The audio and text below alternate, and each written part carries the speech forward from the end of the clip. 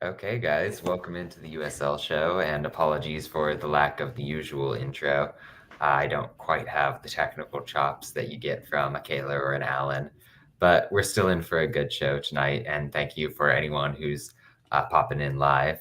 So, limited panel, obviously, it's me, John, kind of hosting things, but Ryan, how you doing? I'm doing okay. How are you? Yeah, doing solid. Excited for this Phoenix, New Mexico game tonight, but we got one more panelist to get in here. So, Phil, how about you? Yeah, good. Hoping for better luck today than this past weekend, where me and my wife took a little trip up to Michigan, hoping for a little like pre baby retreat sort of thing. Like we're about a month away from welcoming a new family member, I guess. And so we went up to a place called Grand Haven, Michigan, like on the lake, and the weather was horrible. So yeah, so hoping for some better luck this week, soccer and otherwise. And so far so good on the weather front, at least. So we'll see. And you have Saturday to look forward to for the soccer front. Yep. Yeah, it's after the ups and downs of the final day of the Premier League, I'm trying to go in with as low expectations as possible and go from there. Yeah, no, that was definitely a wild one in terms of the Premier League, but we also had pretty good weekend in terms of the USL as well. As always, let's kind of start out with those told you so's. So go and kick it over to Ryan. I don't know if there was like a really big standout told you so match. That one game I really had circled on my calendar was that San Antonio Colorado Springs match that got postponed as well. But I guess for I'm rather unfortunate I told you so was just that Miami continues to roll over or rolled over Charleston. It's just a very struggling Battery team that's really just kind of disappointing to see that how they've struggled for a large portion of this season. That was one of their worst home defeats, I think, since 2019 when they lost to, I think, Tampa Bay. It's a really difficult, and I know we've been kind of getting off the Battery bandwagon for a while now, but it's just kind of been a disappointing season for Charleston for what should be a more, or at least putting out a better product than what they've been showing.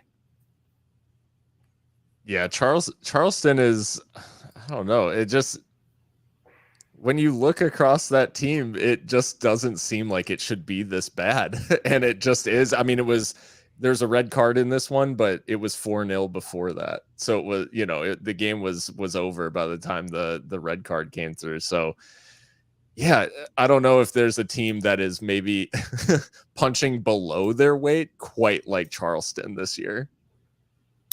The interesting thing, I think, on two fronts, like at a macro level, you saw them bring in Augustin Williams, you saw Matt Sheldon join the team, and then they've just completely laid an egg all season long. And even against Miami, they finally kind of dumped that diamond formation they'd been doing to try and approach a Miami team that really does a lot with their wingbacks and plays with a lot of width. And it didn't help whatsoever. They couldn't really execute on that approach at all. They just can't seem to catch a break in terms of like actually showing up and doing anything impressive. So, I mean, that's been a struggle. But I mean, kudos to Miami, who's in pretty good form at this point, and despite some injuries early on in the year. Phil, you got any sort of told you so type of thing? I think I have, and I told you so in terms of like I was on the receiving end of many I told you so's from both this panel and maybe like USL like the USL audience more broadly, in that Orange County and El Paso Locomotive, that is a match that is a draw every time. There is no situation in which one team gets the better of the other. Seemingly, there's always equilibrium. And a little bit of a weird one in that I thought, based on how the first half played out, I thought El Paso's a little bit lucky to be in this. And then based on how the second half played out, I thought, like missed opportunity, and El Paso probably could have gotten away with the win after the Luna goal. And just a little bit of a defensive lapse, led to Orange County's equalizer. But yeah, the old cliche game of two halves. But for whatever reason, Orange County and El Paso Locomotive are doomed to draw forever.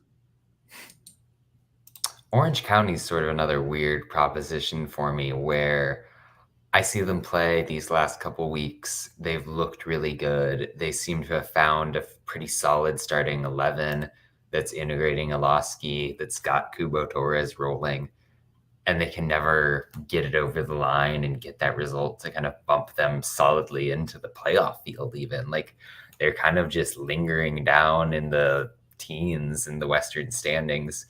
And there's so much parity. There are so many decent sides in the West right now that you kind of think Orange County's got to step it up at some point soon, just because you've got to be passing so many other teams. What's hopeful for Orange County is that they do have 2 games in hand and as many as 3 games in hand over El Paso at the moment. If you discount Colorado Springs, which are pretty much just so far gone from Orange County at the moment, there's still enough there left on the table that they can find themselves back into a playoff spot very quickly. They are only 2 points outside of a playoff spot, which is currently occupied by, oddly enough, the unspoken Rio Grande Valley recently. Yeah, boy, I mean, Rio Grande looked, very good in the second half of that game against San Diego, at least. That was a Rio Grande team that outshot San Diego in the XG 3.06 to 1.91 per American Soccer Analysis. That was truly a more dominant performance from them this year. I thought that I may have cursed it, I don't know, but I thought the magic had gone from Edinburgh and had gone, I thought after that, Indy went down there and got a win, and then it seemed like they had kind of a procession of losses at home. Orange County went down there and got a win as well. And this felt more like the RGV at home that we've seen in the past couple of years. They were on top of proceedings. Like, they made this a good loyal team look decidedly average for much of this game.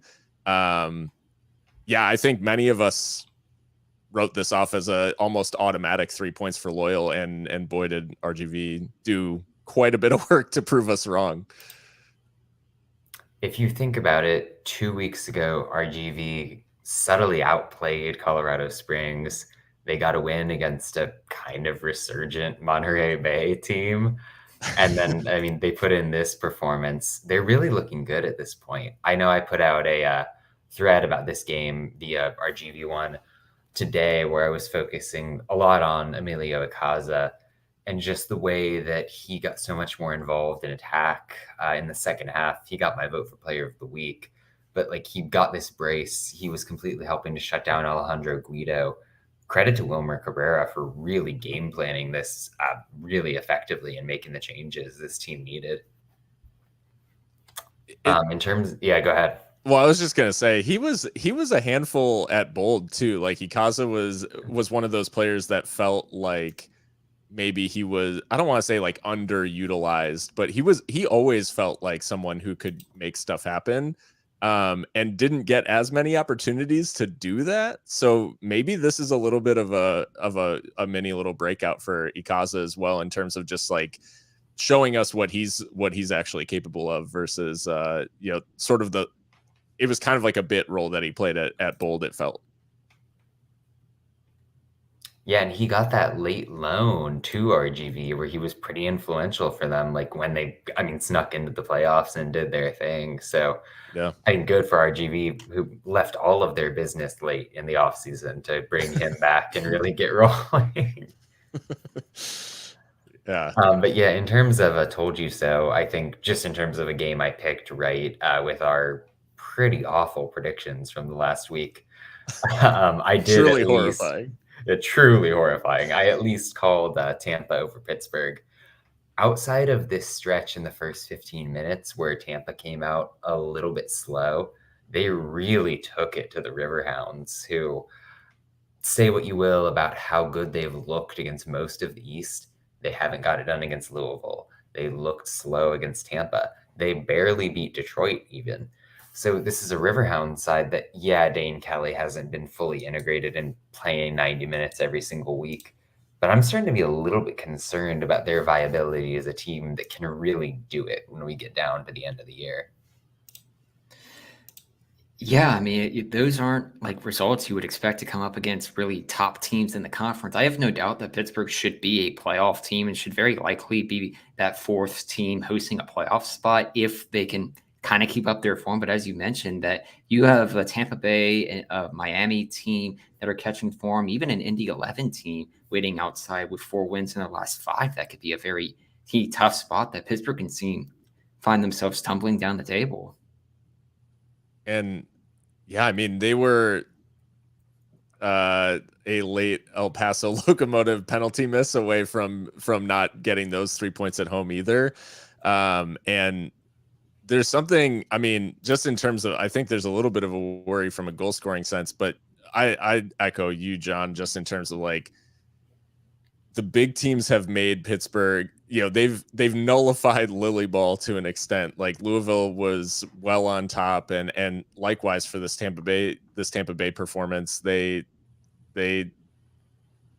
dominated. And I think the concern, if you're, and again, you know, Pittsburgh limiting maybe shot volume, that sort of stuff, which is like their hallmark, but this Tampa Bay side, especially in the form that they're in off the back of this like bounce back win against Phoenix, 5 shots on target is still plenty for them to deal with, and 10 total shots. So I think, yeah, in the form that Tampa Bay is in, you know, credit to them certainly for overcoming some of the like kind of patchy home form that Tampa Bay was experiencing. So I'm sure the Rowdies faithful are enjoying, you know, actually being able to celebrate at Al Lang. But yeah, this performance from Pittsburgh, I guess, it felt like the game plan, and it was picked apart too easily by really good opposition. And you mentioned Tampa Bay being in good form. Through their first 6 games of the year, they've had 7 goals. In their last 6 games, they've scored 15. Yeah. It was just a question of kind of getting the defense right, really, where they kept giving up these bad goals. And for me, a lot of it started with the passivity and how they were pressuring opponents. They interestingly benched Sebastian Guinzotti for this game and went with a forward line that was kind of made up of midfielders to an extent. They were harrying Pittsburgh and Bill. They were creating a lot of turnovers, getting out on the break in a way that made them more dangerous. And Guinzotti's had a down year for sure, but that's still a bold decision to be making against such a good team. And I mean, we'd be remiss even in Kaler's absence not to point out that Jake LaCava grabs the opener for you know, the first Rowdies goal, and yeah, his influence in recent games has been growing pretty significantly. So it does seem like they've got a lot of faith in him to be a big contributor, which I think, you know, I think this show is high on him, but obviously it was kind of, you know, what role is he actually going to play in this Tampa Bay team? And it turns out he's popping up at the top end of the field. Yeah, he's a classic in the category of players whose mom follows me on Twitter. But a decidedly USL stat. Yeah. Pivoting from there, did anyone have anything that they wanted to kind of own up on being wrong about? We didn't pick this as a game last week, but I at least want to bring up and talk about how good Monterey Bay got a win at Louisville and shut them out away at Louisville. And this is like baffling among baffling results that we've seen up to the point in this season. Yeah, I think like when we talked about, you know, maybe last episode we talked about Louisville's like kind of crazy end-to-end weird loss to LA2, you know, in the vacuum that is LA2's ground of, you know, no fans, anything like that. Louisville, now, don't get me wrong, this Monterey Bay performance is like a study in efficiency because they have 3 shots in the whole game, three on target, and 2 of them go in. So like there is a level of that, but they really limited what Louisville was able to do, which really no one had been able to do to Louisville at home up until this point. So yeah, I mean, for a Monterey Bay team that's been I mean, across the season they've been under pretty, well, I don't know if scrutiny is even the right word. Like they've almost been written off kind of from the start. And, you know, a couple of these like big blowout losses, people weren't even really paying attention. And I think it's a huge credit to this squad for not just like lying down and going into Louisville and actually fighting and putting in a hell of a performance to limit Louisville to 10 shots and to come away with 3 points. There's not many teams this season that are going to be able to say that they came away from Lynn with anything to show for it. And I was looking back through a lot of this stuff. I think that was the largest loss Louisville has had at home since they've moved to Lynn Stadium. And if you want to go back to the largest home loss they've had since then, you have to go all the way back to 2018 when they played Toronto SC2 and lost 4-1 at home. Oh my God. USL Heritage. A couple of things on that Monterey game. And we had a very smart comment here point out that they had 7 straight games on the road. They basically were just inaugurating that new stadium. If you're thinking about some of those blowout results, the common thread is that Monterey basically never had their first choice back line. And I kind of arrogantly posted, like I had written an article last week pointing out that Monterey might be a little bit better than people were thinking in terms of their defense.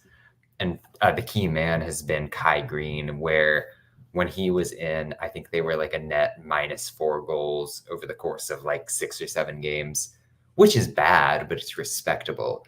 And then the moments where he was off the pitch, they were like -12 in 3 games or something absurd like that. They're just getting totally massacred. So he's come back into this back line. That's solidified things. They've been able to experiment with what they're doing with the midfielders and the forwards. And yeah, it was totally a grimy result with what they got out of Louisville. But at the same time, there's a bit of system and logic that's going into what's happening there. And it's reminiscent of, say, the Oakland Roots team from last season that started pretty disastrously, figured things out defensively, and was able to go on a playoff run. Do I see that for Monterey? No, because I don't think they're that good. But at the same time, they're going to be able to get some results of this caliber just because there is a logic to what they're doing.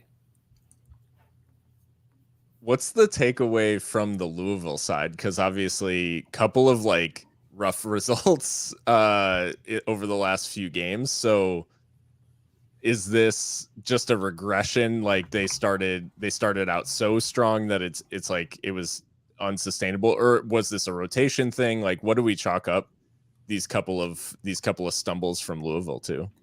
You have to go back to the third last and fourth last game for last year's regular season and find the last time they lost 2 consecutive games. And those were 2 road matches against Memphis and Indy 11. In fact, 3 occasions last year they lost 2 games in a row. But I think it's really down to what does Louisville do for their next game. I mean, they've now lost the lead at the top of the Eastern Conference, but it doesn't have as much more easier because you have Tulsa this week, and then you have to turn around and play now getting better Tampa Bay team. Yeah, if you're Louisville, I think you sort of just have to roll with the punches. Frankly, I'm kind of thinking they had their eye off the ball, just given the fact that they've got that Open Cup game tomorrow. Overall, the form is a little concerning. The fact that Memphis has overtaken them and Detroit has equalized with them isn't the best thing in the world. But you have this underlying awareness that you can kind of turn it on at any moment.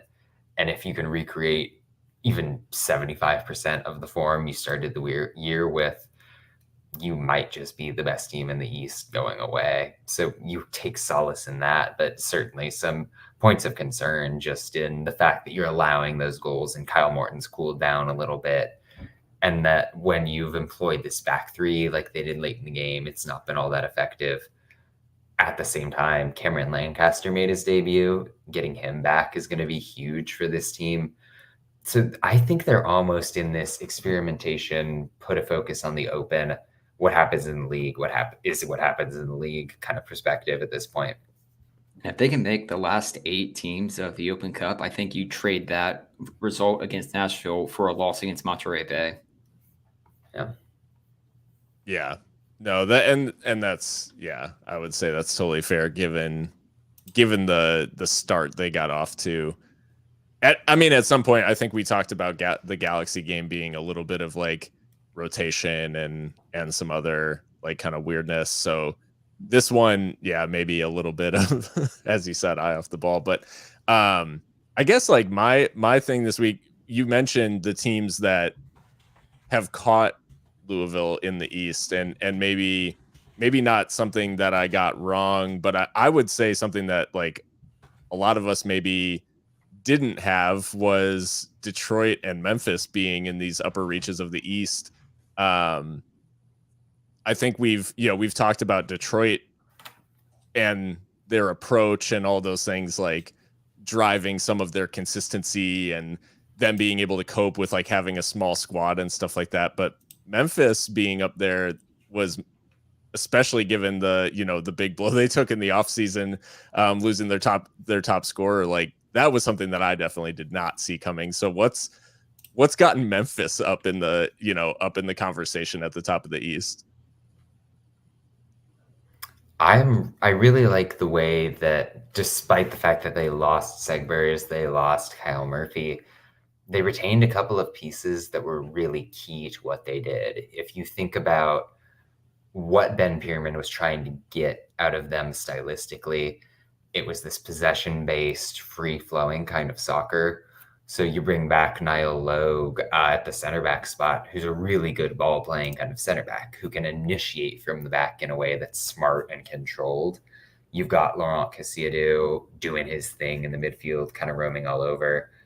They added around that in a way that complemented those skill sets. So if you think about like Aaron Malloy moving back up to the championship from forward Madison, Jeremy Kelly, who they brought in from Phoenix, who hardly could get a game as a left back, suddenly becoming one of the most fearsome, kind of cutting inside on his weak foot wingers in the entirety of the Eastern Conference, has been a joy for them.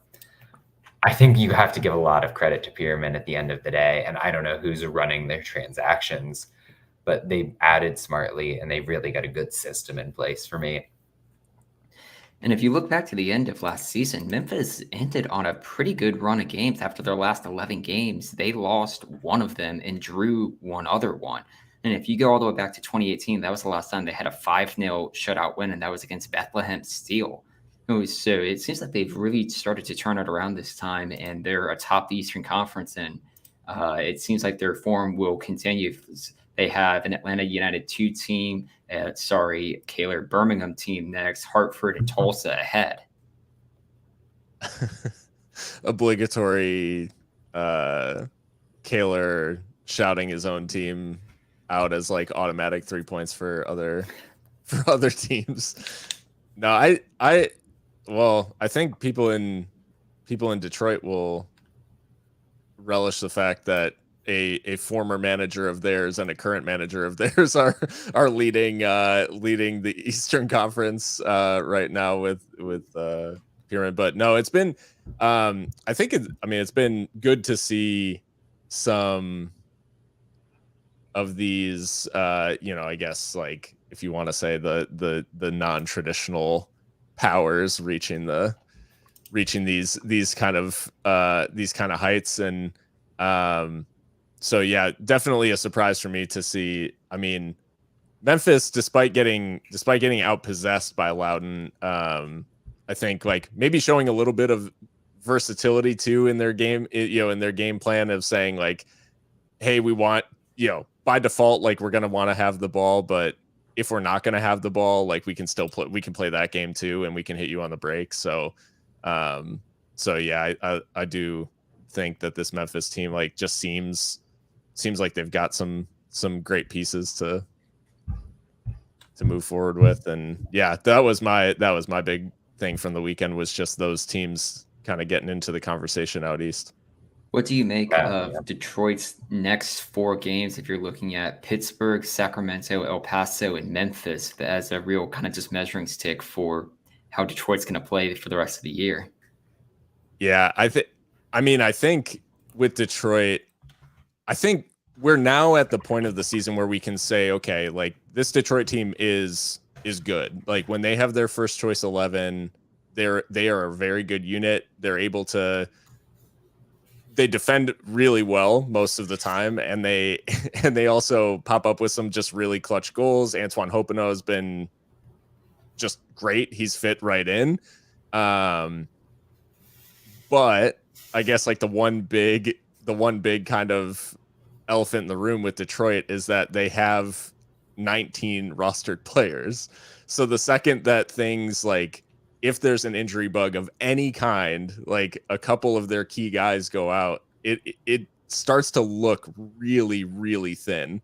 And I think that's where I worry about a stretch like that for Detroit, because all it takes is a guy turning a wrong way or whatever. Like we've seen other teams hit by the injury bug recently, and maybe this is a little bit of my other bias with Locomotive losing Chapa Herrera for the season. Just bad luck on the turf. So that sort of stuff with maintaining such a small squad, I think that's the only thing that makes me think, like, is this Detroit team able to hang in there for the long haul? Like at the top of the East, like probably not. Will they make the playoffs? I think they're capable of it, but I think it's going to take some good luck for them to actually remain here, because they just play with such a thin squad. I do want to give them credit in that they've sort of tried to rectify that. You saw them bring in Diop at forward from Birmingham, who, Yeah. despite the fact that he's got a lot of hate from the Legion fans for kind of being ineffective, is serviceable if you just need that depth. I'm really high on Carl Wamette coming in from Indy. Just from that Indy fan perspective, like he made 100 appearances for the team. He's been a rock solid player in the kind of lower leagues for a while, and he's done well in Detroit so far. I was actually DMing with one of their players, Detroit, who was kind of lamenting the fact that they couldn't pull it off and hold out for that win in Miami. They've got a chip on their shoulder where they feel like they really need to go out there and prove it with these next couple games to show that, yeah, we can handle it against Atlanta and Hartford and the teams that are lower down, and kind of show that they're actually legit. So I'm really excited to see how things shake up over these next couple matchups, because that's really 4 games. It's like a murderer's row. When you think about even like Sacramento and El Paso, those are playoff teams. Pittsburgh, obviously tough. Memphis is the best team in the league by points right now. So going to be interesting there. I think you pointed out, Ryan, but I think the one thing that is hugely in their favor in that run is the fact that they aren't going to Sacramento or El Paso, which is big. Like, I mean, at any point in the season, I think we've seen, whether it's the stuff with Phoenix, like with traveling to Hartford and how that became like a huge issue, like any of this cross country travel for these teams is pretty brutal. So the fact that Detroit avoids going to the West Coast and gets to welcome to Keyworth, I think that is a big advantage for them. They do have trips to Las Vegas and Monterey Bay in July ahead, though. And everybody knows Vegas in July. That's when you want to be there, just out in the heat. Well, at this point, it's looking like you don't want to go to Monterey at this home stadium against a team that can just sit in and annoy you for 90 minutes either. Yeah. One other thing I wanted to highlight from the weekend, and with some of the news today, is Indy 11. They got the win against New York Red Bulls 2, which kind of is a given for anyone playing New York Red Bulls 2 at this point. But more importantly, they got Solomon Asante to get 10 to 15 minutes. And then they lost their goalkeeper, Elliot Panico, to a loan recall. So lots of kind of weird transactional things for them right now. There was a conversation in a El Paso Locomotive themed group chat about the fact that you need to sign, like if you're going to sign someone on loan at keeper, you need to sign them from a foreign MLS team. That way, like the recall would be so caught up in red tape that they, in immigration and stuff, that they wouldn't even bother. So yeah, that's such bad luck, I think, for because a lot of USL teams have these sorts of deals set up, and especially when it's your starting goalkeeper, you're pretty reliant on the fact that loan's going to last. So yeah, that is pretty bad luck for Indy, especially when they've just they start to feel like they're really clicking, and not a dissimilar time frame to Lowry's like tenure in El Paso. I would say like his first season, it didn't really start to click for until it got into the summer, and so it's feeling like that. But yeah, losing Panico it's a big blow for Indy for sure.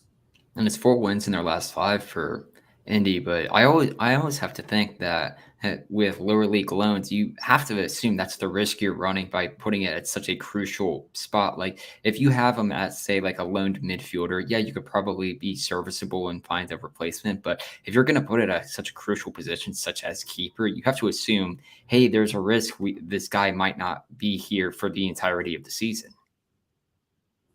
Yeah, and Indy, to their credit, they were a week or 2 away from the start of the year, and they only had Alex Svetnov, who's a kid on a USL Academy contract. They got the Panico loan, and then right before the season started, they acquired a guy named Tim Trilk from League One, who statistically doesn't seem like he's anything special, but he's someone who's done it in the professional context. So he looks like he'll slot in, and Panico was one of the better goalkeepers in the league last season statistically, and he's sort of doing it again this year. So you're going to expect a downgrade. But I think it's to Indy's credit that they went out and got somebody who at least is going to be a decent performer, you would expect, but nonetheless tough. Pivoting to Asante, though, having watched him in those 15 or so minutes, and the context was weird because it was a 2-0 game where he was asked to do a lot more defensively, but he really seemed to have his legs under him. He was there putting in those minutes, showing a lot of heart with that work rate. His touch was very much rusty. Those 1-2s, those slick dribbling moves that he would always pull off in Phoenix weren't quite coming off. But the fact that he was showing that already is a good sign if you're an 11 fan. It's still, I don't know. It still feels surreal that he's that he's at Indy. It's hard to even like fully wrap my mind around the fact that he's playing. And I almost think this is like the dream signing that Lowry would have wanted to make, like having come up against Asante so frequently, in his first few years. So no, it's good to see him back. I think he's been such a fixture in the league, like let alone for Phoenix, but just for USL. I think he's like one in the same. So seeing him get back on the field, look like he's on his way back, and I think the rest of us are all just kind of waiting, like holding our breath, seeing what is the ceiling for like this year's version of Solomon Asante, and can he hit the heights of what he's done in Phoenix? And yeah, like is this going to be a true revitalization, or is this the like the Jordan Wizard / Messi PSG years? So you mean the Messi Inter years? Inter Miami years? Yeah, exactly. Well, unless you guys had more talking points with the championship, I did, to the detriment of our good friend Gio, who's having a little bit of car trouble, want to point out that North Carolina beat Greenville 1-0. Interesting kind of standings in League One right now, where you're seeing so much parity. I put out this XG table for League One, where if you're thinking about like the chart where teams who are good in terms of not allowing goals and producing goals on their own end up in like the top right of a chart, no one is there right now. Like this is a league where very much anybody can beat anybody in a given weekend. So just if anything stuck out from the League One or W League or whatever, feel free to raise that. I feel really bad because I had tweeted out prior to the weekend that Tormenta was my best team per the ELO ratings, and I said this will please Bolt and South Georgia, and they go out and lose 4-0 to Central Valley Fuego, and now are no longer the best team in ELO ratings, and have also dropped down to 4th in the table. So, Bolt, I apologize if that was a curse or anything. Yeah, 4-0 by halftime, by the way, with Tormenta. Like, that was tough. Well, and I know it's his given name, but Villian Bijev feels so on brand because he has been a villain for so many of these teams. Like he's just continues to torment people, no pun intended. Tormenta especially, a brace again, and I mean, John, you mentioned it. It feels like anybody can go out and beat anybody, but there does seem to be something about this Fuego team that in whatever game they're maybe underdogs or maybe thought like, oh, they're up against like a higher opposition, whatever, they do seem to go out and Bijev in particular just seems to play with a chip on his shoulder in those games. He's just blatantly too good for League One. Like, it's not even a question at this point for me. Yeah. And this league has gotten to the point of parity, like not just parity, but parity for me, because I jokingly picked Hailstorm to win against Charlotte because I looked at their last few games and they had won when they were in Carolina and like in the Carolinas. And so that was why I picked them to beat Charlotte was, well, they're back in the Carolinas, so they're going to win. And that is the level of League One right now. Like it is, your picks are that, there is that much science behind it. It does not make that much sense. The teams that we think are very good are losing games that maybe we think they shouldn't. And the teams that we think were kind of like, not as good are getting a lot of results that, we thought that they wouldn't. So yeah, aside from Tucson, it's a very fun league to watch. If you take away Tucson, there are 8 points separating first in the table Charlotte to 10th in the table Forward Madison. And I would almost, I'd love to look back at the end of the season to just track how many different teams shared at least like one day atop the table. And for like how long has that streak just lasted throughout the entire season? That would be interesting. I did move on to Open Cup in a second here, but I did want to point out that Charlotte, they beat Forward Madison 1-0, but they had 5 shots. 4 of those shots came from outside of the box, and they win 1-0. Like, if that's not the most joke of a result that there is, I don't know what to tell you. But like I said, I did want to kind of talk about the Open a little bit. We've got 3 teams from the USL in action. Kicking off with Louisville, Nashville, Sacramento has San Jose, and then Union Omaha have Minnesota United. Anyone got thoughts in those games? That's a former Eastern Conference rematch of a really good former USL rivalry that Louisville gets to host with Nashville. And I'm just happy that we have 2 USL teams hosting their games, even with Sacramento being the other one, hosting their former MLS affiliate, quote unquote, with San Jose.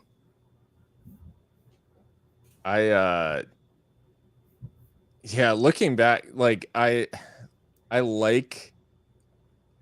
kind of like the Sac Republic San Jose matchup just in the sense that like San Jose has actually been in like fine form. Like they haven't been bad by any stretch of the imagination, and they've won a lot of games, but they're really chaotic, and they get a lot of draws, a lot of like kind of end-to-end games, and that doesn't strike me as like, it just strikes me as like, hey, they're maybe ripe for the taking in terms of Sacramento exerting a little control in the game, getting the ball down, playing a little bit, like having the ability to get a couple of goals and maybe have an upset on the cards.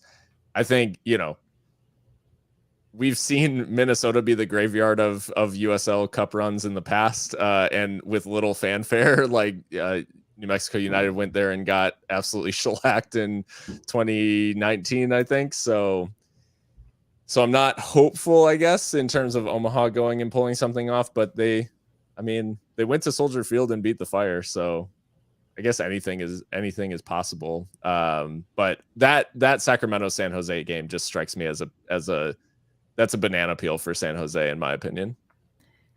Interestingly, they did play Sacramento in preseason friendlies, and that was a San Jose 3-0 result.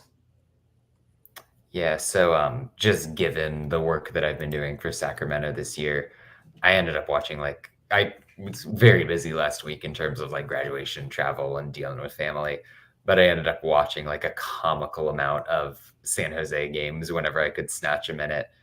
They are very beatable. They're very reliant on Montero to kind of create everything offensively.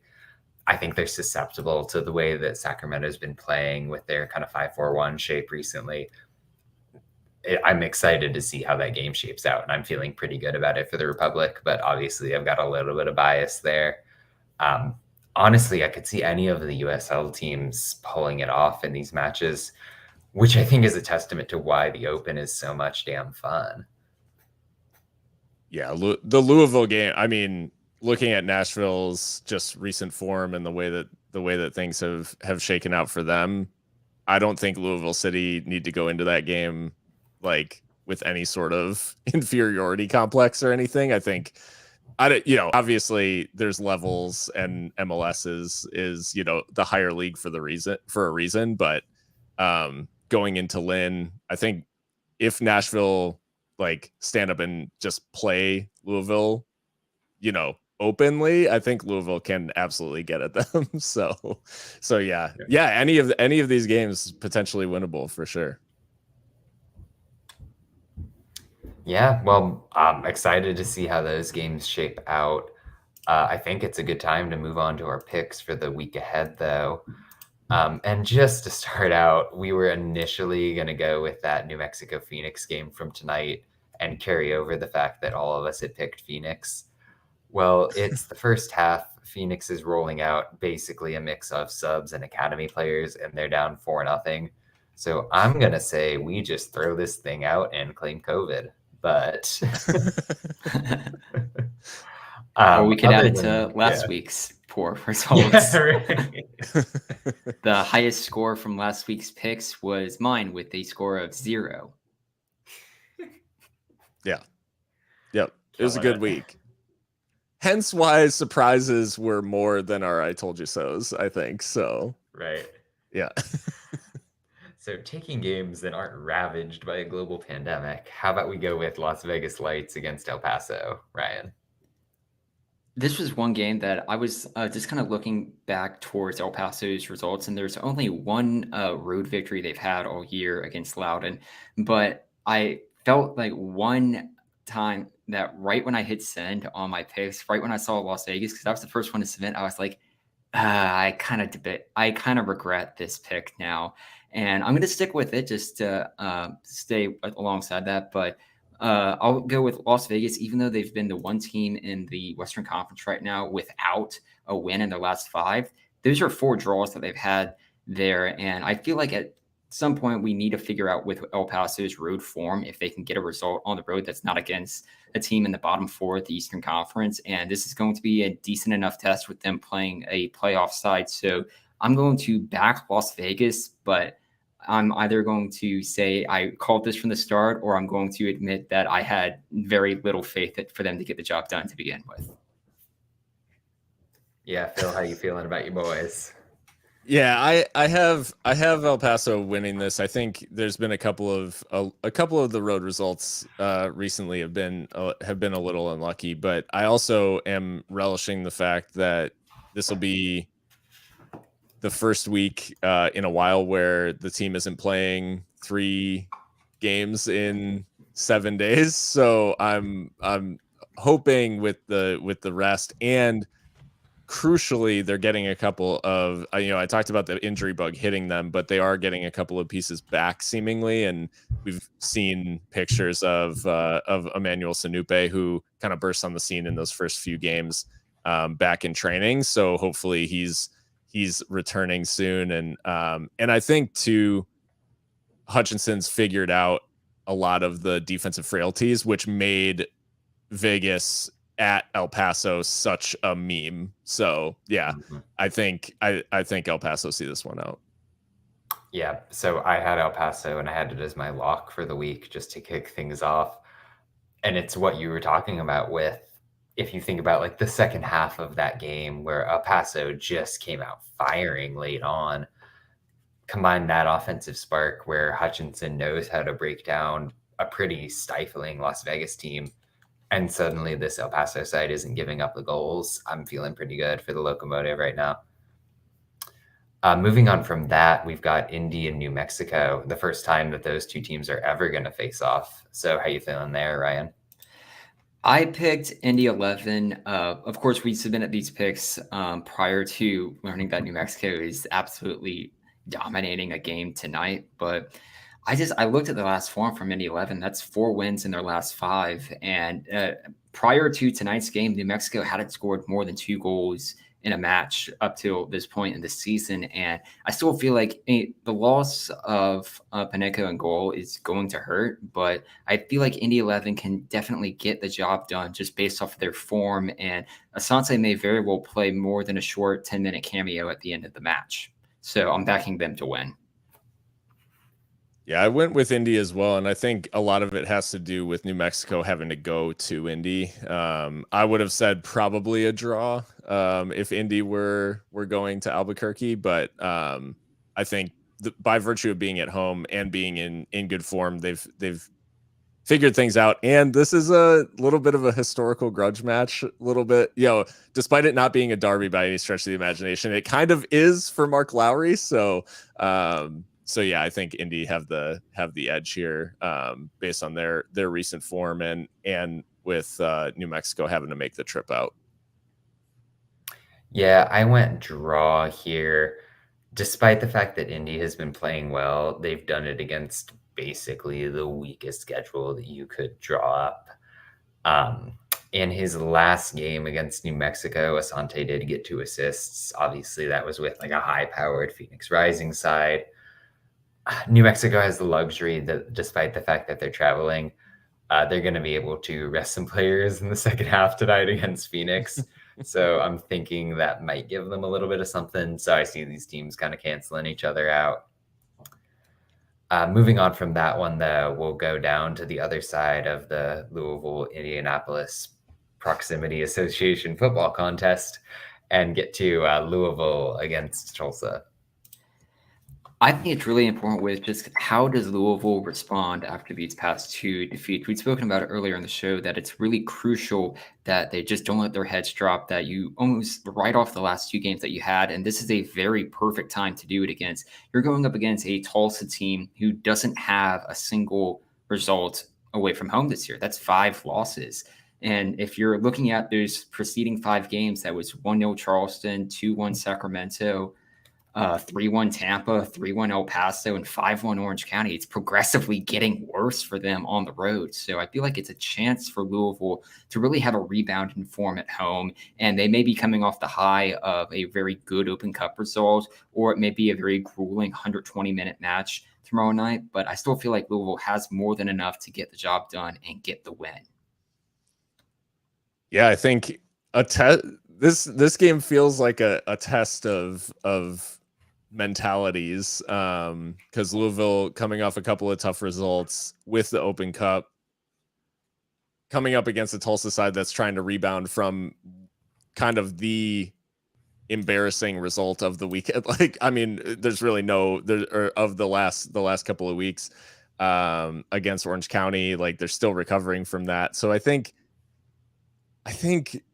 I have Louisville winning this. I have it as my lock, and that's partially because I'm trying to do Tulsa a favor because I picked them against Orange County, and clearly we all did. We all picked Tulsa against Orange County, and it didn't go so hot. So I'm thinking either I'm dead on and Louisville get a solid win at home, which I think we're all expecting, or I've done Tulsa a favor by making them my lock, and Tulsa go and get an unlikely win to compound Louisville's miseries. So either way, this is a a no-brainer pick from me because I can claim that I was helping somebody. And to add on to that, Kaler and Allen both had Louisville as lock picks as well.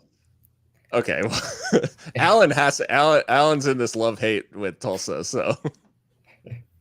Well, I also went Louisville, and I think we're all in agreement on that. But I do just want to throw in that I think I might be the last human left on the Tulsa bandwagon. They're a team over these last 2 years that has constantly been missing their best players between international duty with various Central American nations, lots of injury luck that's not gone their way. When they have their best 11, that's one of the more talented teams in the conference, and they never have their best 11. So they're going to lose this game, but like shout out Tulsa for, doing the right thing, I guess. Staying in, yeah, go ahead. Well, and if I have any whatever, Louisville, maybe they're coming off a long Open Cup game. If I can offer any advice, just bait Tulsa into an early red card, and it's smooth sailing from there. You'll be fine. Oh my God. Staying eastward, though, we've got a matchup of a hot Miami team against a Rivertown side that kind of, as I mentioned, doesn't really do it against kind of the top end teams in the East. So I think that's an interesting one to think about, Ryan. I think it certainly is. If you're definitely looking at a Miami team who has more wins away from home than they do currently at home. In fact, at home, they struggle to score more than 2 goals in a match. It seems like their best performance did come against Charleston, but you're also looking at a Pittsburgh Riverhounds team who has gone winless away from home all the way back to April 9th when they beat Tulsa in a 4-3 thriller of a game. But I think this is going to be potentially low-scoring affair. You saw that it took Detroit a lot to get that 1 goal, and then they gave up the draw at the very end of the match there. So I think this could be a very low-scoring draw. Yeah, I think I'm kind of like, as we've been talking, I've been like regretting my Riverhounds pick, but I do think these are the sorts of games where, especially against a team like Miami that has been in good form, I think they can be still. They still seem capable of being frustrated because it hadn't really been clicking for them up until the last couple of games. So yeah, I think I'll say that that Lily Ball gene gets found and Pittsburgh get the win down in Miami.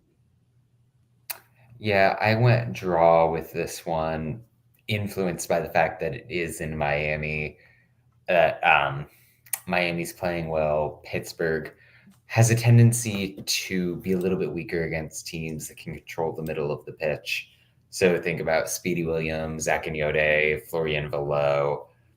This seems like a game where maybe the teams cancel each other out. I could see a sort of grindy result where Pittsburgh really controls the run of play, but just can't quite get it over the line. So draw.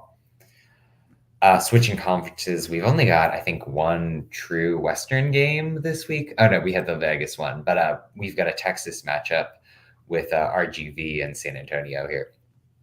San Antonio with Colorado Springs potentially having their game against Monterey Bay this week could have an opportunity to take sole possession of the Western Conference this week with a win, which would be huge. They're within 4 wins in their last 5, and they're a very solid team to play at home. If you take out that Phoenix loss they had in April, they have 3 shutout victories, and your last few results they had at home was the 6-0 over Monterey Bay and the 1-0 against El Paso. I think RGV is going to be a very stellar and very difficult team to go up against, though, because you have to go all the way back to March 23rd against Los Dos when they didn't score in a match.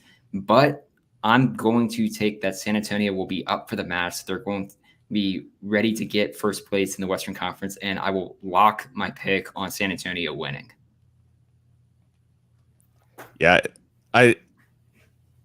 I'm not discounting what RGV's been able to do by any stretch, but I do think this San Antonio side like just has been, they always seem to, even when teams come in confident form or something like that, they always find a way to stick a branch in the spokes. And so I think San Antonio again just have this RGV side stumble, and it's likely going to be close. I could see it easily being another, a 1-0, something like that.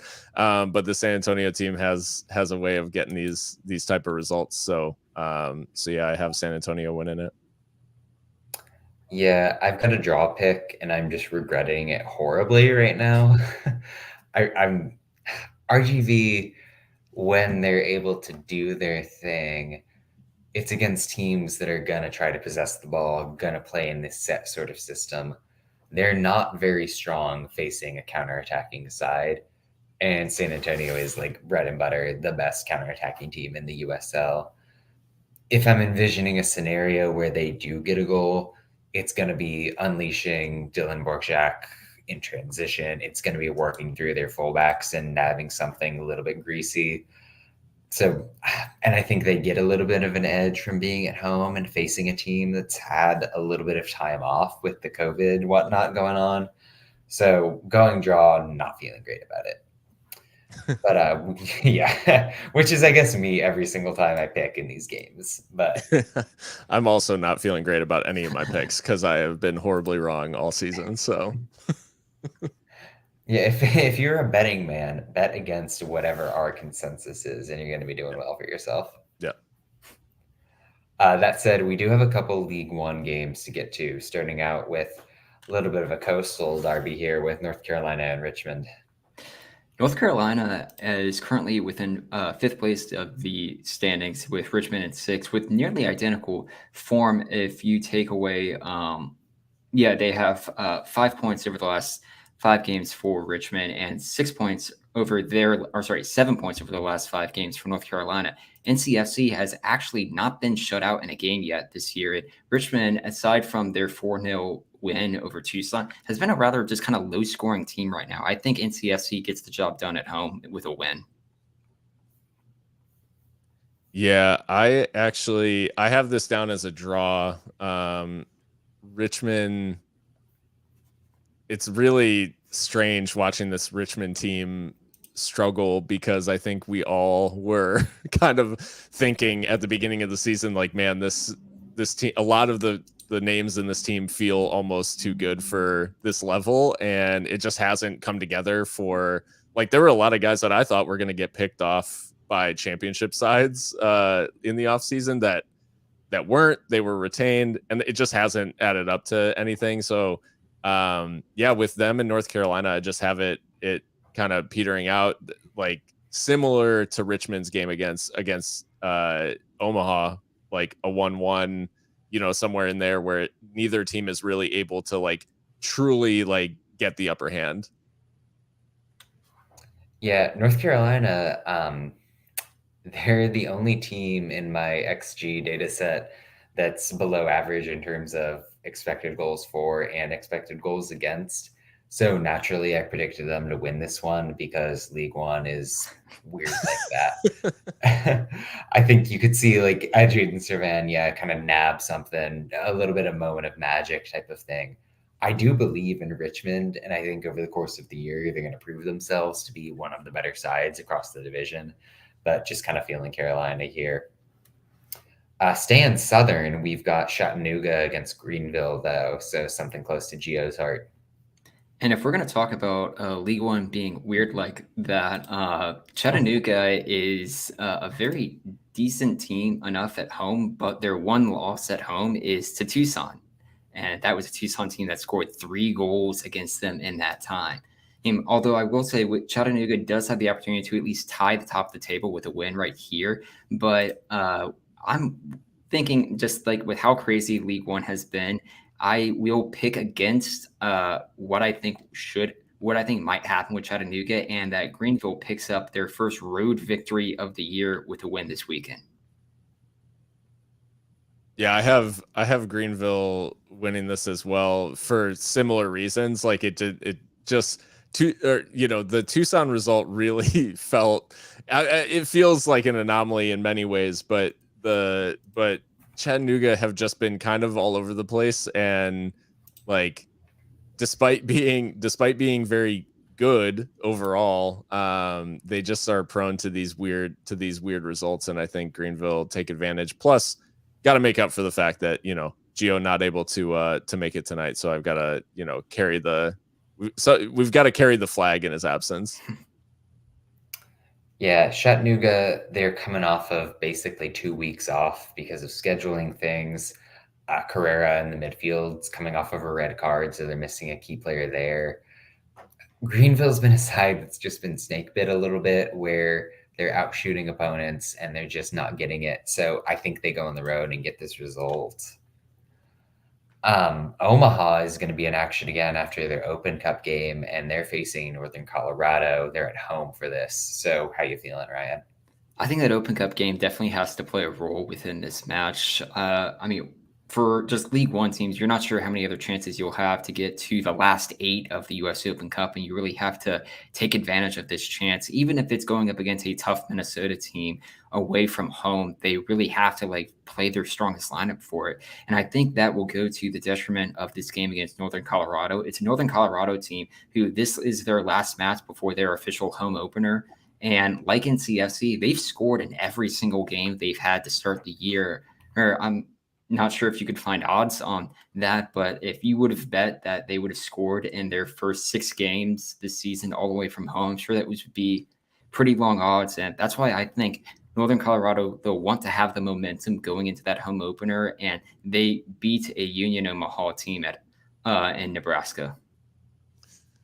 I went with a draw for this, and I kind of contribute some of this to some tired Omaha legs combined with some fatigued, more big picture fatigued Northern Colorado players who have they've been on the road, for the whole entire start of the season. And I think not, in the same way, Ryan, that they want to enter this homestand with some momentum. I think on the same, or the same side, the opposite side of the same coin is maybe they exit this long road trip with a little bit of tired legs. And so I think it plays out to a not drab, but maybe a little bit of a less exciting draw in Omaha.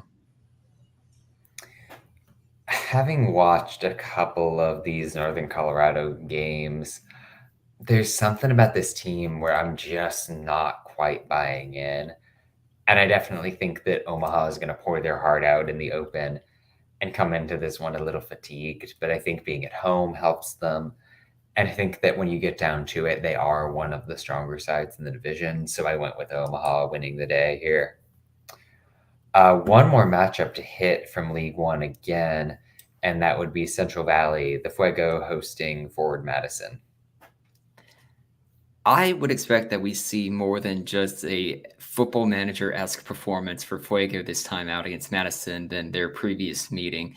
You're looking at a Central Valley Fuego team that's tied with Charlotte and Chattanooga right now on goals scored at 13, and a Forward Madison team that's at the other end, second bottom of the league at just 6 goals. I think it'll be interesting. This opens up a Central Valley Fuego 3-game homestand, and they go up against Chattanooga and Tucson following it. So I'm going to take Fuego to win this match over Forward Madison.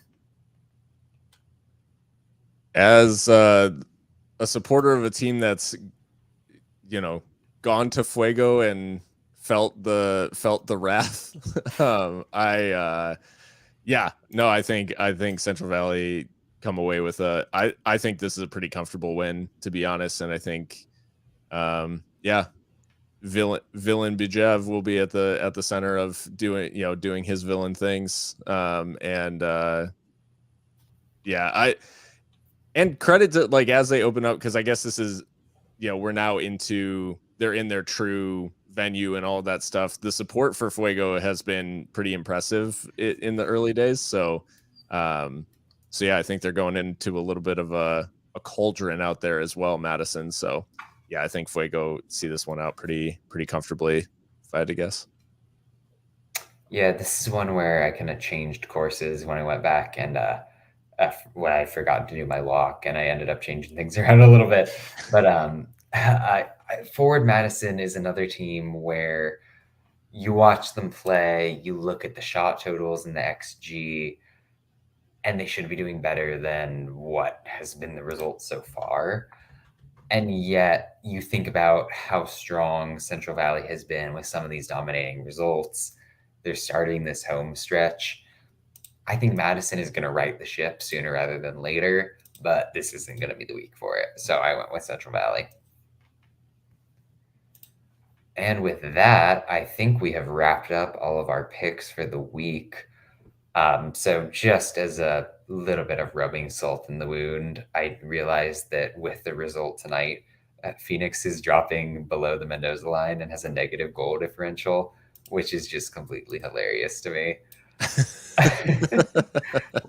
Wow. Manchester Who would have United guessed? finishing on equal goal differential? It's so good. But in any event, I'll go ahead and throw it to you, Ryan. Any final thoughts, stray things, non-soccer, etc.?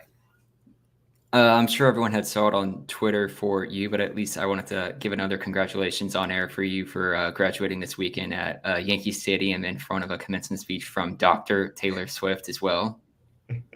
Thank you so much. Yeah, I mean, to be in the presence of such an academic was really a pleasure. That, I mean, wait, and it was at Yankee Stadium? So graduated from NYU, where the all-university graduation ceremony was at Yankee Stadium. And then I specifically got my degree from the business school, so I got to go to MSG for that. So kind of hitting up all the real big spots. And I'd never actually been to Madison Square Garden before, so that was cool for me. Was the pitch big enough for a graduation or at Yankee Stadium? No. Yeah, Did you see the not famous regulation. NYCFC banner? Not a prayer, but there's I don't know if anyone's like seen a Yankees game where they've got that Big Ten ad on the was like foul line wall. Like that thing was standing out like nobody's business. But yeah, not a sign of NYCFC. You would never know. Which says a lot, I guess. Yeah. Well, they've won a title there more recently than the Yankees have. Yep, I mean, True. mean but true. Yeah, Phil, any stray thoughts? Well, nothing non-soccer related because it is the Champions League final this week. Yes. And as a Liverpool fan, my sister and brother-in-law are coming out and visiting this weekend, so I'm subjecting them to I was like, hey, this is like, we're going to watch it. My sister's a Bayern fan, so it's not like she's disconnected from the sport or anything like that. But I was like, hey, just so you know, Saturday is Champions League final day, and we're gonna do like, we're gonna like treat it like the Super Bowl, kind of, like grill, do like just like food and stuff, and just kind of make a whole thing of it. And hopefully that distracts me enough to not have a severe panic attack and memories of Loris Karius 2018. So yeah. Yeah, no, good shout. Sounds like a good time. I wish that was like more of a thing for big soccer games, honestly. I'd recommend it. Yeah. Did quickly just want to, and keeping it to soccer, shout out my boy and Ryan's boy as well, Heung-min Son, for getting in there with a big weekend for himself. Tottenham getting that Champions League spot. Big for a club that kind of has been up and down for the past couple of years. So making me happy there. And it's Kenobi week too. Oh, yes. Lest Wow. we forget. Wow. A lot going on. Yeah. If you don't stand Ewan McGregor, you don't belong in the audience of this podcast. I mean, I can't think of a better note to end on. Yeah, I think that is a good way to wrap it up. So thank you to everyone who joined live. Thank you to everyone who's listening back in the podcast version. I still don't know how to do the proper like fancy ending thing, so just gonna be sudden here. But thanks again, and we'll see you next week.